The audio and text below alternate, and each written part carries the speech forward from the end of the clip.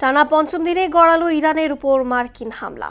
তেহরানের প্রতিরক্ষা ব্যবস্থা ও ক্রুজ ক্ষেপণাস্ত্র সংক্রান্ত স্থাপনায় আক্রমণ চালিয়েছে ওয়াশিংটন।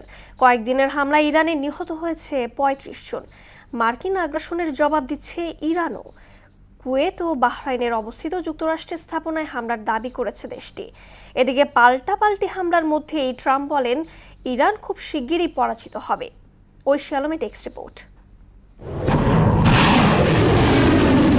ইরানের গ্রেটার টুর্ম দ্বীপে উপকূলীয় প্রতিরক্ষা ব্যবস্থা ও ক্রুজ ক্ষেপণাস্ত্র সংক্রান্ত স্থাপনায় নতুন করে হামলা চালিয়েছে যুক্তরাষ্ট্র। রাজধানী তেহরান সহ অন্তত ৫টি শহরে একের পর এক বিস্ফোরণের খবর মিলেছে। ওয়াশিংটনের দাবি, হরমুজে বাণিজ্যিক জাহাজে হামলা চালানোর ক্ষেত্রে ইরানি সক্ষমতা দুর্বল করতেই এমন হামলা চালানো হয়েছে। এদিকে হরমুজ প্রণালী নিয়ে আবারও কঠোর অবস্থান নিয়েছে ইরান। তারা বলছে যুক্তরাষ্ট্র শর্ত না মানলে বিশ্বের অন্যতম গুরুত্বপূর্ণ এই সমুদ্রপথ বন্ধই থাকবে। গেল ২৪ ঘন্টায় অনুমতি ছাড়া হরমুজ দিয়ে যাওয়ার চেষ্টা করা দুটি জাহাজকে লক্ষ্য করে সতর্কবার্তা হিসেবে গুলি চালিয়েছে Islamic Revolutionary Guard Corps IRGC।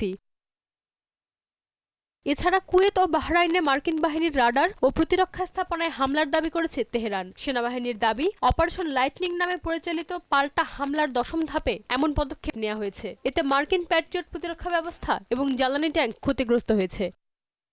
এসব পাল্টাপাল্টি হামলার মধ্যে মার্কিন প্রেসিডেন্ট ডোনাল্ড ট্রাম্প বলেন ইরান খুব শিগগিরই পরাজিত হবে। সেই সঙ্গে তেহরান সমঝোতায় আসতে চায় বলেও দাবি করেন তিনি। তবে তিনি এ বিষয়ে সিদ্ধান্ত নেবেন কিনা তা আরও পরে স্পষ্ট হবে। ঐশী আলম, মোহনা সংবাদ।